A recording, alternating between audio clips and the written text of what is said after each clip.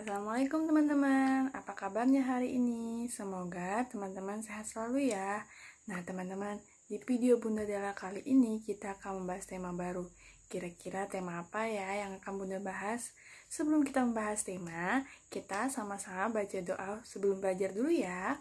Bersikap, anak soleh, duduk manis, siap menadahkan tangan ke depan. Berdoa sebelum belajar. Bismillahirrohmanirrohim. Robbi zidni ilma warzuqni fahma. Amin. Terima kasih teman-teman sudah berdoa. Nah teman-teman, tema yang akan Bunda bahas adalah tema tentang gejala alam nih teman-teman. Dan subtemanya adalah sebab dan akibatnya jika terjadi gejala alam. Teman-teman tahu nggak gejala alam itu apa? Nah, gejala alam itu ya teman-teman ya, seperti gunung meletus, banjir, tanah longsor, gempa bumi, kebakaran, angin tornado, angin puting beliung, dan masih banyak lagi teman-teman. Nah, teman-teman sebelum Bunda lanjut, teman-teman, Bunda Bita mau bercerita nih tentang salah satu gejala alam yaitu banjir. Silakan teman-teman saksikan dan perhatikan ya. Silakan Bunda Bita.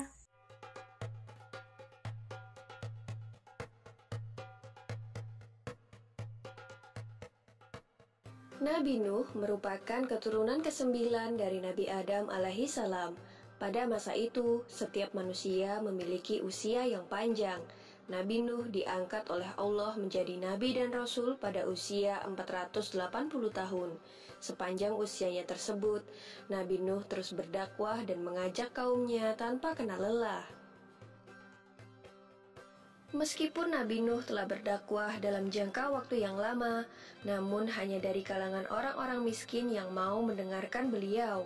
Hal ini mengakibatkan kaum Nabi Nuh yang merupakan orang terpandang dan kaya raya tidak mau mengikuti ajaran Nabi Nuh karena mereka tidak sudi berdekatan dengan orang-orang rendahan.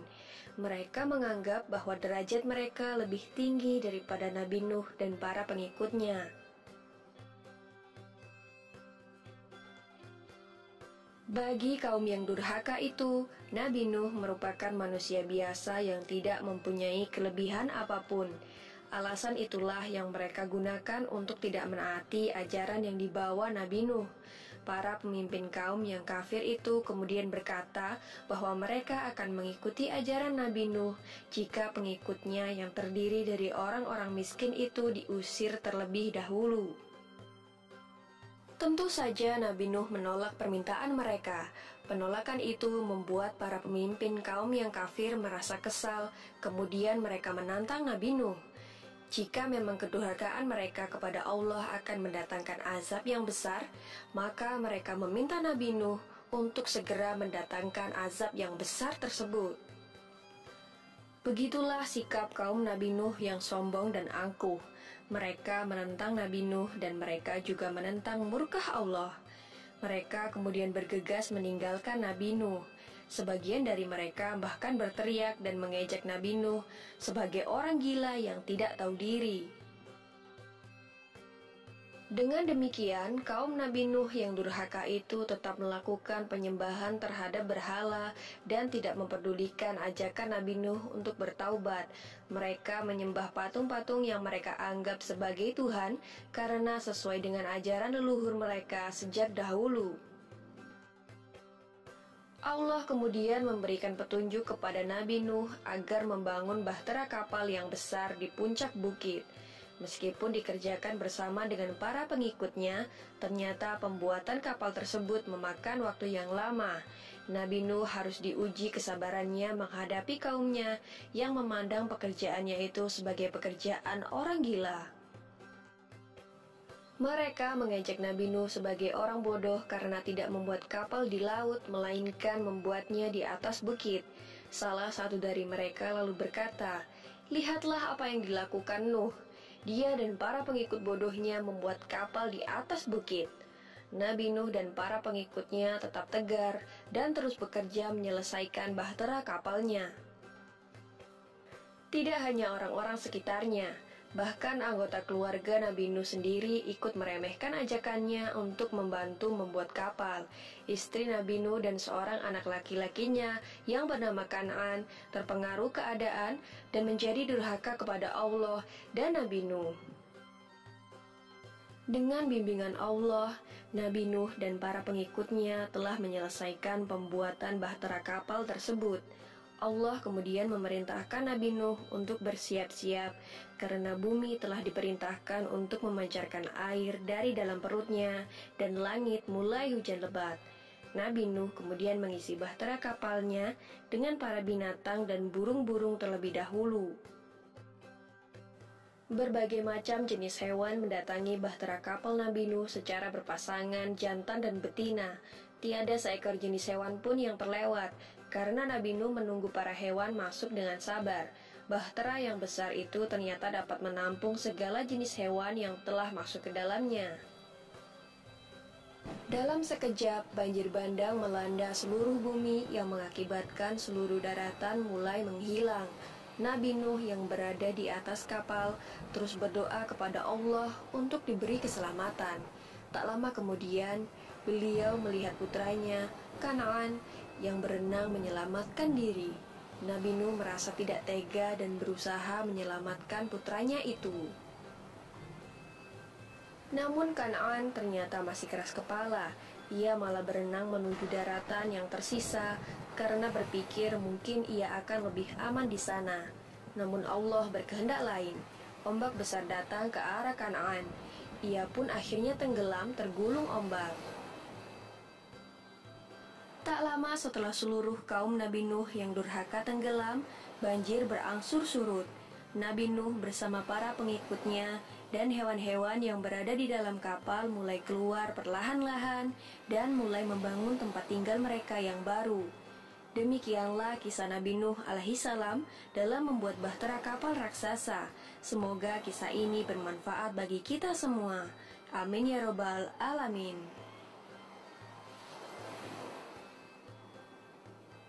Nah, terima kasih Bunda Bita atas ceritanya. Gimana teman-teman?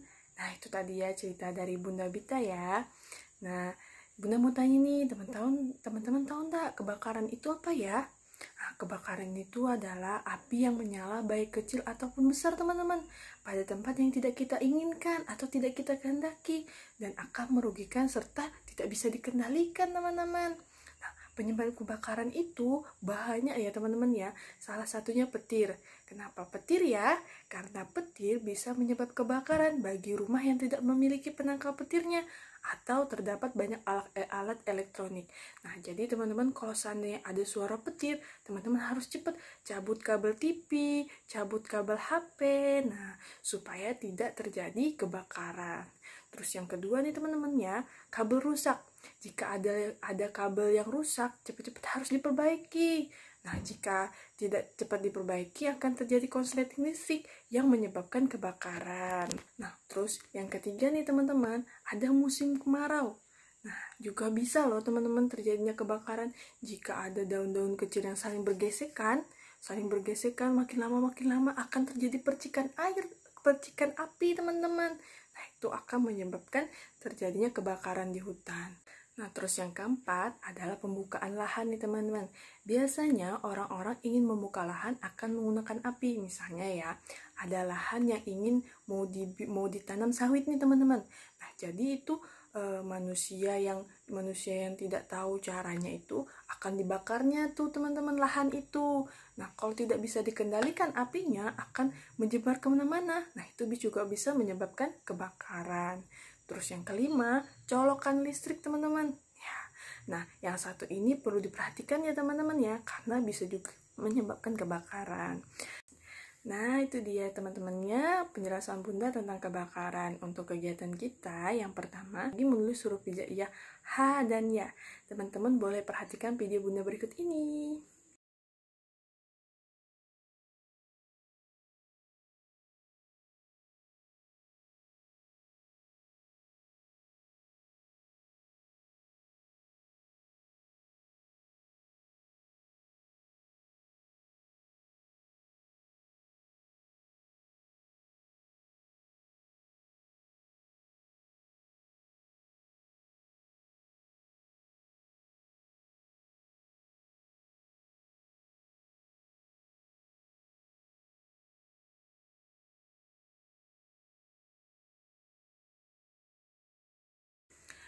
Nah, gimana teman-teman sudah bisa menulis huruf hijaiyahnya? Kalau teman-teman belum bisa, teman-teman boleh diulang lagi video Bunda, terus boleh diikuti lagi. Nah, untuk yang kedua, tadi kan Bunda Bita sudah cerita nih. Nah, sebutkan cerita apa sih yang diceritakan Bunda Bita? Teman-teman ya, bisa kirim lewat video atau voice suaranya aja. Nah, untuk yang kegiatan ketiga, sama nih teman-teman ya, kirimnya video atau voice-nya aja menyebutkan apa saja penyebab yang bisa terjadi kebakaran. Tadi sudah Bunda sebutkan ya, ada 5. Silakan teman-teman sebutkan aja, tidak perlu dijelaskan, hanya disebutkan apa aja sih yang bisa terjadi, apa saja penyebab bisa terjadinya kebakaran. Nah, teman-teman, itu dia ya kegiatan kita di sentra ibadah hari ini. Gimana teman-teman, senang belajar bersama Bunda hari ini? Semoga teman-teman senang ya. Tadi kita sudah membahas tentang tema gejala alam, subtemanya sebab dan akibatnya jika terjadi kebakaran. Terus tadi juga mendengarkan cerita Nabi dari Bunda Bita dan juga kegiatan sentra kita hari ini. Sebelum Bunda tutup, kita sama-sama membaca doa untuk kedua orang tua ya. Bersikap anak soleh, duduk manis, siap menadahkan tangan ke depan. Berdoa untuk kedua orang tua. Bismillahirrahmanirrahim. Allahumma gfirli wali walidayya warhamhuma kama rabbayani shogiro. Artinya, ya Allah, ampunilah dosa-dosaku dan dosa kedua orang tuaku. Sayangilah mereka sebagaimana mereka mengasihiku di waktu kecil. Amin. Oke teman-teman, cukup sekian dari Bunda. Kita ketemu di video berikutnya. Wassalamualaikum warahmatullahi wabarakatuh. Dadah.